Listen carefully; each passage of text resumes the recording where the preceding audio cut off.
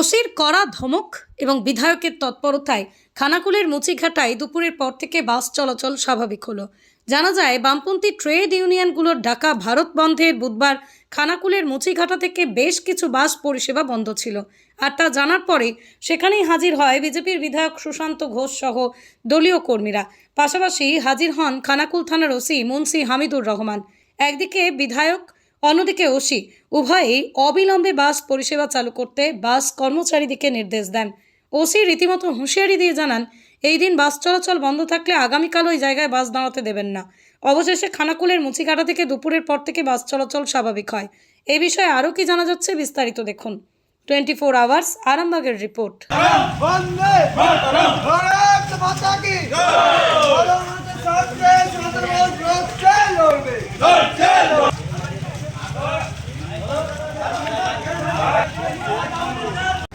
এখানে স্ট্যান্ড করতে দেবো না, কাল থেকে আমি বলে দিলাম, নাটক বন্ধ করে দেবো একদম।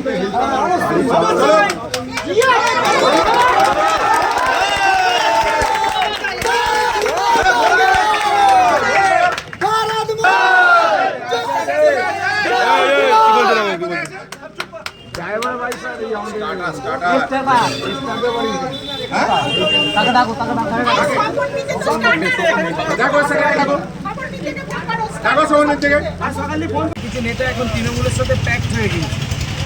এদের যে ইউনিয়ন সিপিএমের দুটো লোক নেই, কোনো বুথের 4টে লোক নেই, তৃণমূলের সাথে সহযোগিতা নিয়ে ইউনিয়নটা যেহেতু তৃণমূল কংগ্রেস চালায়, ইউনিয়ন থেকে বাসগুলোকে বন্ধ করে রাখা হয়েছে।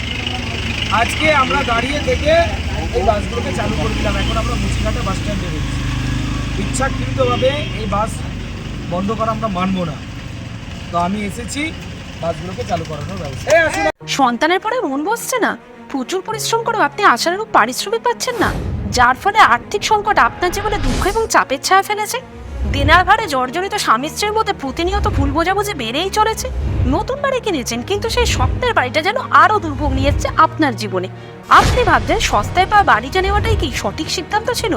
এমনই সব দ্বিধাদ্বন্দ্ব এবং জীবনের কঠিন মুহূর্তে আপনাকে সঠিক পথে পরিচালিত করবেন আন্তর্জাতিক খ্যাতিসম্পন্ন স্বর্ণপদক ও স্বর্ণ মুকুটপ্রাপ্ত ডক্টর অজয় শাস্ত্রী। তিনি শুধু আপনাকে পথই দেখাবেন না, আপনার জীবনে সত্যিকারের সুখ, শান্তি, ঐশ্বর্য, অর্থ যেন সঠিক সময় আপনার কাছে পৌঁছে দেয় সেই দায়িত্বও নেবেন। তাঁর অভিজ্ঞতা এবং জ্ঞানের আলোতে আপনার জীবন হয়ে উঠতে পারে নিরুদ্বেগ ও সমৃদ্ধির পথে ধাবমান। তাই আর দেরি নয়, স্ক্রিনে দেওয়া নাম্বারে এখনই ফোন করে ডক্টর অজয় শাস্ত্রীর সাথে যোগাযোগ করুন। কে জানেন, হয়তো একটিমাত্র ফোনই আপনার জীবনকে বদলে দিতে পারে।